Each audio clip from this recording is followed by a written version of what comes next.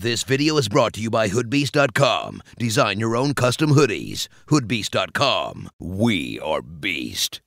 Yo, what is up guys? It's me, Lee, and should I just leave the intro at that? I mean, it's short and sweet, gets to the point, and now let's get to the video.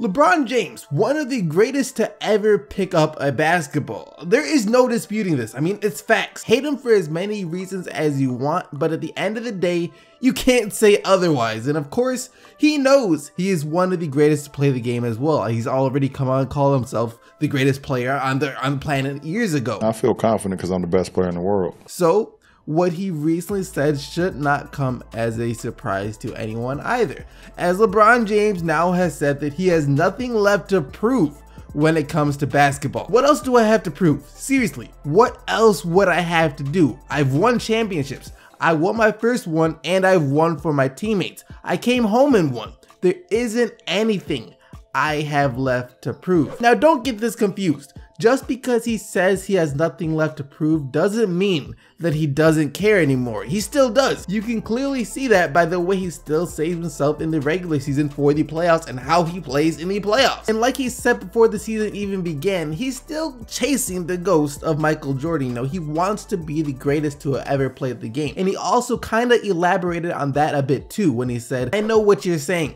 but I'm not free. Because my passion for the game is so huge. It's enormous, and my desire to be great is ridiculous. My desire to be great at this game that I love so much, that trumps everything else." So there's no question that the drive is still there. And what he means by he has nothing left to prove is that he has already proven that he can win. He has already proven that he is one of the greatest to ever play the game. I mean, just look at the all-time leaderboards. He's at the top of just about all of them and still climbing. I mean, he's already number 2 in total playoff points scored. If you don't think that he has proven that he's one of the greatest yet, then what else could you possibly want him to do in order to prove that? I mean, the only person I can think of who still probably doesn't believe LeBron is one of the best to ever play the game is Skip Bayless, because, well, he takes every opportunity he can to try and take shots at LeBron. I mean, that man literally made a career off hating LeBron James. So yesterday I talked about teams contacting the Knicks about a possible trade for Kristaps Porzingis, since, you know, Porzingis has come out and expressed his frustration with the Knicks. And it looks like Porzingis decided to have some fun on Twitter with that story breaking out, as he tweeted out this yesterday amidst all of the rumors.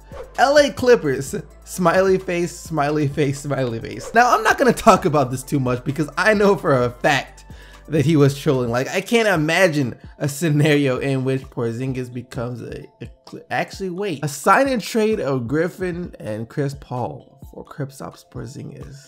Actually, I could definitely see Phil Jackson doing something like that. I mean, don't trade Melo to LA. You bring LA to Melo. It's genius.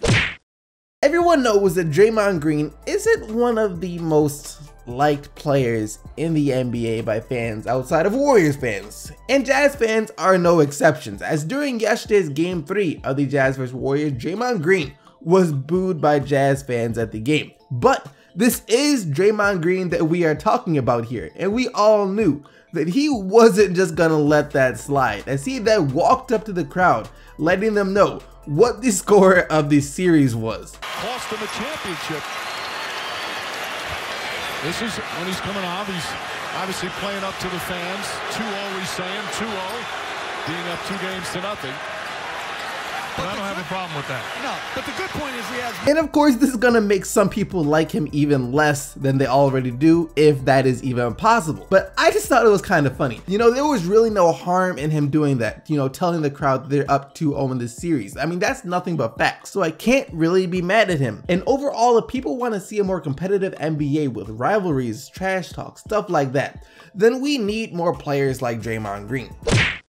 During the game, Draymond Green signaled that the Warriors were up 2-0. Now, if he were to have signaled that the Warriors were up 3-0 before the game was even over, then that would have been a bit disrespectful. But he still would have been right in the end. Because despite the Jazz giving the Warriors probably the most difficult game to win this entire postseason so far, in the end still fell short to Golden State because of Kevin Durant catching fire. Maybe not even catching fire because he was on fire the entire game. And Utah found an answer for everyone else on the Warriors except Durant last night. They held Curry to 23 points on 6 of 20 shooting. Klay Thompson has struggled this entire series, only had 6 points on 1 of 9 shooting. No offensive eruption for Draymond last night, but Durant. It's not easy to check a 6'11" guy that can move like he can move and just elevate over you while shooting. He had 38 points and 13 rebounds, which got the Warriors the 102-91 win. And look, the Jazz are a good young team. They want to win. Gordon Hayward has been playing well this series, same for Rudy Gobert. I know it must be frustrating them for them to be playing so well and still not getting a single W, as Gobert kind of let his frustration get the best of him last night, and he was a bit too aggressive, or at least KD felt that way, in trying to get post positioning, which led to KD eventually pushing Gobert and getting a tech and a flagrant. And no big deal here. Gobert was just frustrated and KD wasn't having it. And that's pretty much it. Gobert had 21 points and 15 rebounds, and Hayward had 29 for the Jazz. Yesterday, after reports came out that several teams have been contacting the Knicks about trading for Porzingis, and Phil Jackson saying that he has been kind of thinking about their offers, I asked you guys if you honestly thought the Knicks would actually trade Porzingis. To which you guys said, if Phil Jackson trades Porzingis, the Knicks are now allowed to bandwagon another team. Knicks have to be one of the worst franchises of all time. If they trade their only hope for the future, I just want to kick them out of the league. If they trade Porzingis, New York will be looking for Jackson's body. You're talking about a guy who gave Noah a contract that no one else in the league wants to offer. So I won't be surprised if Porzingis is traded. A lot of comments were hating on Phil, and he really hasn't done anything good for New York since he's been there besides drafting Porzingis. So it would be kind of funny to see him trade away the one good thing he has done for that city. But that's going to lead us to today's question of the day. Do you guys think LeBron has anything left to prove? If so, what do you want him to do? In my mind, obviously, I don't think so. He's already one of the greatest players the game has already seen. He's won multiple championships, obviously. I don't know if I'm ready to call him the greatest player that the game has ever seen, but he's definitely right there and not too far away from it. Let me know your answers to today's question of the day down in the comment section below, but now let's hop into the player of the day.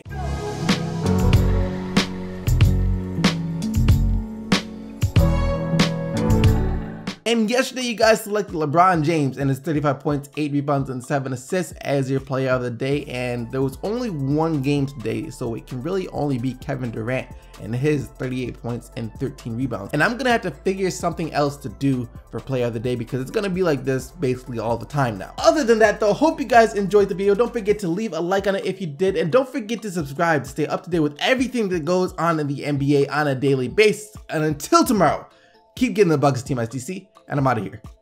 Peace.